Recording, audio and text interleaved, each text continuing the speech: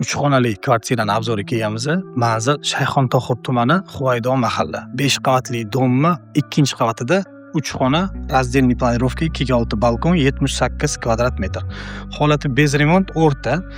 Obzorga boramiz.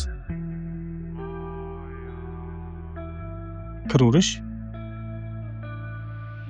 Koridor orqali 3 ta xonaga birma-bir kirib o'tamiz. Bu detskiy. Родительский xonamiz.